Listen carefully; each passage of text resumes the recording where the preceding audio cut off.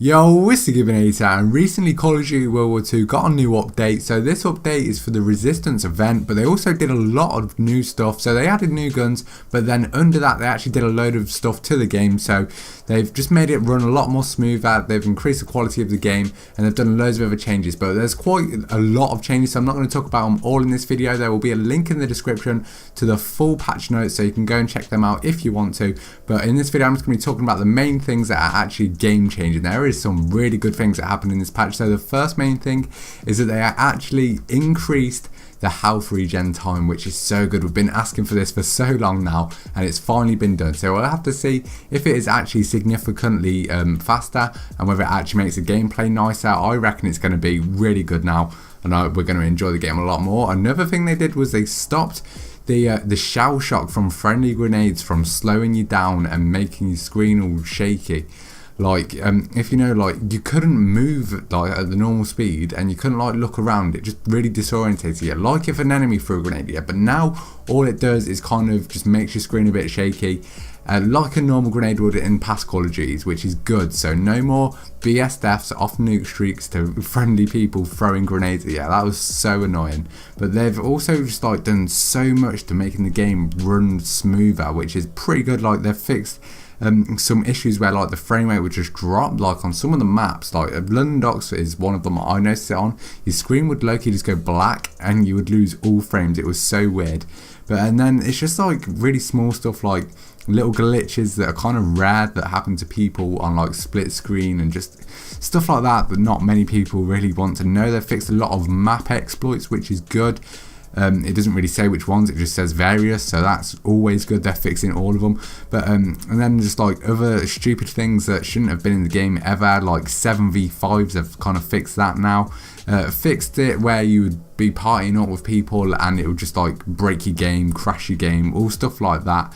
And one of the other main things they've done, which is so good, is they've moved the headquarters tab in the menu, so you no longer like, it's no longer the first thing to click on. Because if you knew, like if you played the game after the most recent patch, the main menu was horrible. You would just click and it would take you to this headquarters and it would take forever to load in. But now it goes to the find match, so if you accidentally click the button, it won't do anything. It won't load you into any server and it won't waste your time. I've done it so many times where I back out of a game and I'll accidentally click on headquarters instead of researching for another game, and it just screws you over because you have to wait about 2 minutes to actually like load into the server.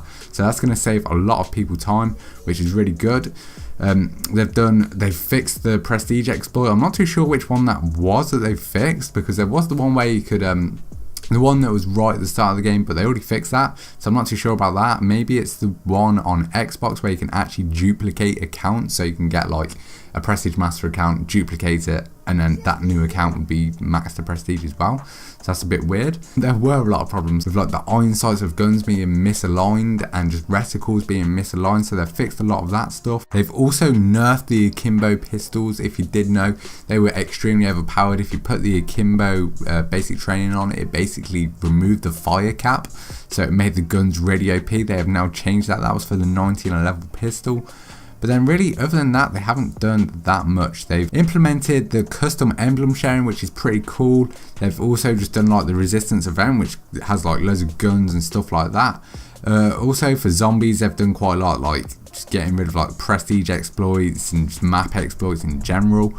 But other than that, it's all just little things that they've done that will make the game better. They've done a lot to rank play as well, but I'm not going to bother with that stuff.